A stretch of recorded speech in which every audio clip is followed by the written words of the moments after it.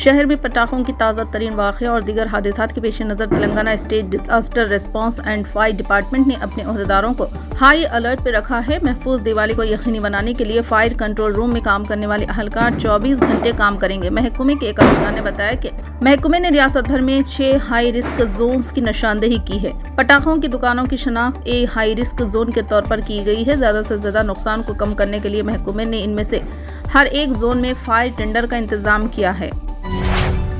Secunderabad railway station پر مسافروں کی آمد و رفت میں اضافہ دیکھنے میں آ رہا ہے، کیونکہ مسافر اپنے افراد خاندان کے ساتھ دیوالی منانے کے لیے اپنے آبائی مقام جا رہے ہیں۔ مسافروں کے ہجوم کو دیکھتے ہوئے ساؤتھ سینٹرل ریلوے نے مسافرین کے لیے ہموار سفر کو یقینی بنانے کے لیے جامع اقدامات متعارف کرائے ہیں۔ کل 850 خصوصی ٹرینیں اہم راستوں پر چلائی جائیں گی، جن میں سکندرآباد سے شروع ہونے والے 6 بڑے زونز شامل ہیں، تاکہ مسافروں کے اضافی رش کو پورا کیا جا سکے۔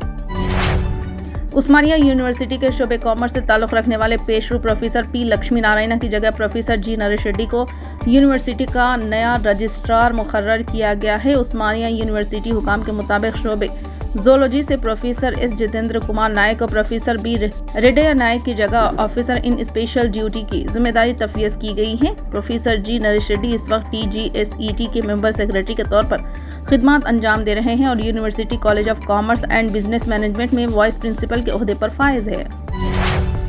دیوالی کے تحفے کے طور پر گریٹر حیدرآباد میونسپل کارپوریشن نے ملازمین کے خاندانوں کی زندگیوں میں روشنی لانے کے لیے 2 دن قبل تنخواہیں جاری کر دی گئی ہیں۔ GHMC کمشنر علم بردی نے کہا کہ 30,000 سے زیادہ ملازمین کو 120 کروڑ روپے سے زیادہ کی تنخواہ ادا کی گئی ہے۔ عام طور پر GHMC ملازمین کو مہینے کے دوسرے یا تیسرے دن تنخواہ ادا کرتا تھا۔ اس بار دیوالی کا تہوار ہونے کی وجہ سے پہلے تنخواہ ملنے پر GHMC ملازمین اور ورکرز خوش ہیں۔ وزیر اعظم نریندر مودی نے جمعرات کو گجرات کے کچھ علاقے میں فوج کے جوانوں کے ساتھ دیوالی منائی۔ ہر سال کی طرح اس بار بھی دیوالی کے دن وزیر اعظم مودی سرحدی علاقوں میں تعینات فوجیوں کے ساتھ درمیان گئے اور ان کے ساتھ دیوالی منائی۔ مودی آج گجرات کے دورے پر ہیں۔ وہ کچھ علاقے میں گئے اور وہاں تعینات فوجیوں کے ساتھ دیوالی کی خوشیاں بانٹی۔ وزیر اعلیٰ ریونت ریڈی نے اعلان کیا کہ ریور مورسا بحالی پروجیکٹ کا سنگ بنیاد نومبر کے پہلے ہفتے میں رکھا جائے گا۔ یہ اعلان ایسے وقت سامنے آیا جبکہ مین ہاٹ کے زیر قیادت کنسورشیم موسا ریور فرنٹ ڈیولپمنٹ پروجیکٹ کے لیے اپنی تفصیلی پروجیکٹ رپورٹ پیش نہیں کی ہے۔ انہوں نے یہ بھی اعلان کیا کہ مہاتما گاندھی کا دنیا کا سب سے بڑا مجسمہ حیدرآباد میں تعمیر کیا جائے گا۔ صحافیوں کے ساتھ غیر رسمی بات چیت کے دوران جنہوں نے حال ہی میں حکومت کے زیر اہتمام جنوبی کوریا کے شہر سیول کا دورہ کیا تھا، وزیر اعلیٰ نے کہا نومبر میں اس منصوبے کو عملی جامہ پہنانے کے لیے ٹینڈرز طلب کیے جائیں گے اور باپوکھار سے کام شروع ہوگا۔ وزیر اعلیٰ نے زور دے کر کہا کہ اس پروجیکٹ کے کسی بھی قیمت پر شروع کیا جائے گا۔ انہوں نے کہا میں اپوزیشن جماعتوں کے ساتھ بحث کے لیے تیار ہوں اور جلد ہی ایک آل پارٹی میٹنگ بلائی جائے گی۔ BRS رکن اسمبلی ٹی ہریش راؤ نے وزیر اعلیٰ ریونت ریڈی کی حکمرانی پر تنقید کرتے ہوئے الزام لگایا کہ ان کے بیانات گمراہ کن ہیں اور عوامی اعتماد کو نقصان پہنچانے والے ہیں۔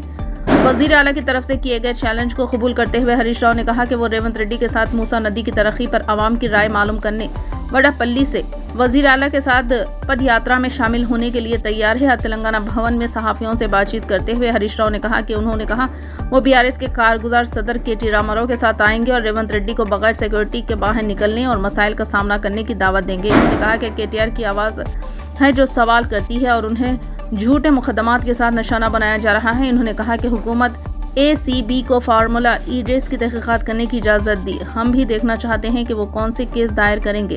ہریش راؤ نے مزید کہا کہ ریونت ریڈی کو اپنی کرسی پر نظر رکھنی چاہیے۔ عوام میں ان کی مقبولیت ختم ہو رہی ہے اور آئندہ انتخابات میں کانگریس کا دوبارہ حکومت بنانا ناممکن ہے۔ ریونت ریڈی کو ان کی کرسی حاصل کرنے سازشیں کر رہے ہیں۔